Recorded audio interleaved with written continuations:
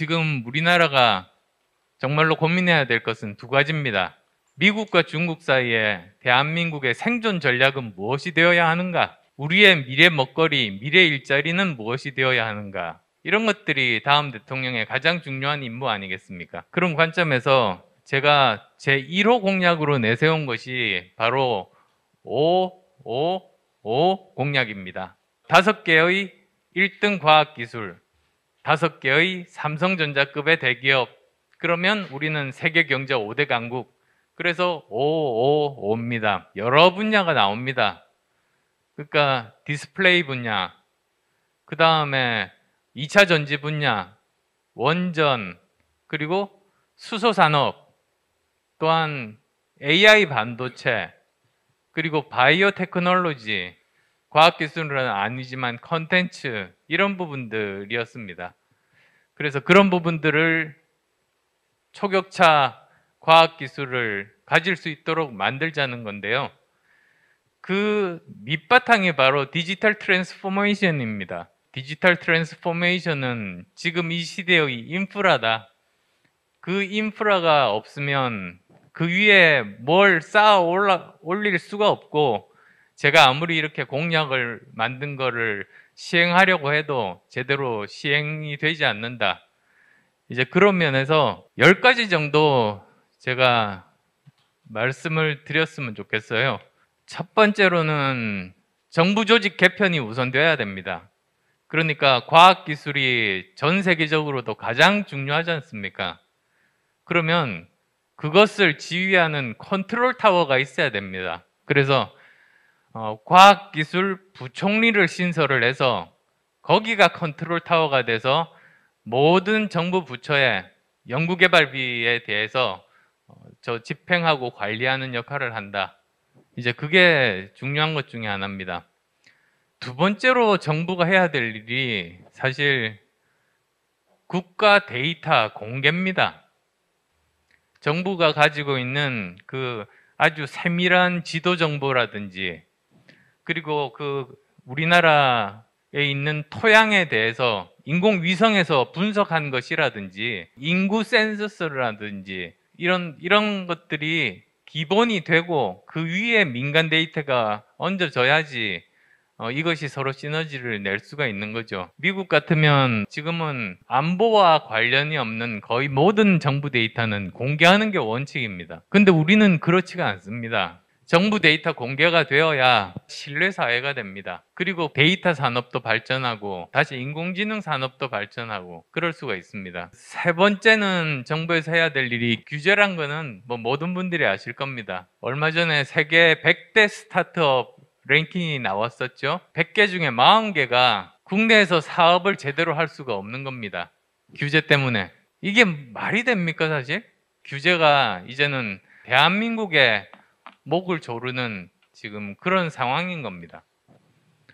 그래서 이거는 제대로 총리나 아니면 대통령 직속으로 규제개혁처를 만들어서 제대로 정부 전체를 감시를 하고 계속 규제 영향평가를 도입을 하고 규제를 없애야 되는 거고요. 네 번째로는 정부 자체가 사실 제대로 전자정부가 돼야 됩니다. 제대로 IT 그 기술을 활용을 해서 이 시스템에 맞는 그런 업무 프로세스로 바꾸고, 그리고 정부 조직을 바꾸는 게 그게 진짜 전자정부죠. 기존의 업무 프로세스 그대로 두고, 그리고 또 기존의 조직 그대로 둔 다음에 인터페이스만 통합해서 만드는 거는 저는 전자정부가 아니고 전산화정부다.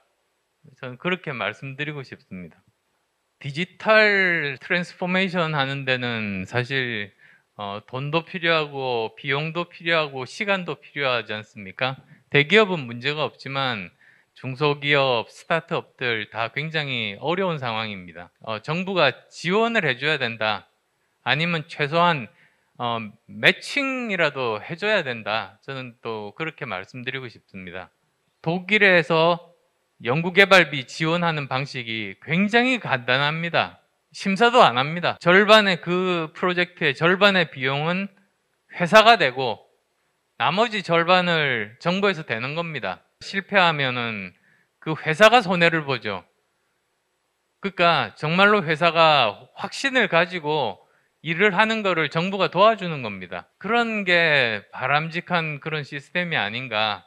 기업의 자율성을 최대한 발휘하면서도 디지털 트랜스포메이션이나 새로운 R&D를 돕는 그런 방식이 아닌가 싶어서 이 정도가 이제 정부 자체에서 할 수 있는 그런 5가지입니다. 그 다음에 이제 정부에서 기반을 만들어야 된다. 인프라를 만들어야 된다고 말씀드렸죠. 가장 중요한 게 사실 연구개발, 인재 양성, 그 다음에 또 공정한 경쟁이 가능한 경제 산업 구조로 개편하는 것.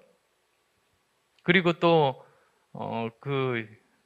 어떤 연구 단지 내지는 클러스터를 만들어서 연구와 산업과 학교가 제대로 선순환을 할 수 있는 그런 것을 만들어주는 거, 그런 것도 필요한 거고요. 자금에 대한 문제, 또 금융과 관련돼서는 차등 의결권 같은 것들도 전향적으로 생각을 해야 된다. 그런 말씀들을 드리고 싶어요. 우리나라 정부 연구개발비 성공 확률이 98%입니다. 그 말은 무슨 말이냐? 정부에서 투자한 연구개발비가 우리나라에 아무런 도움이 안 된다는 결과밖에는 없습니다. 왜냐하면 결과 위주로 감사를 하니까 처음부터 성공할 수 있는 연구만 하는 겁니다. 신청하는 겁니다.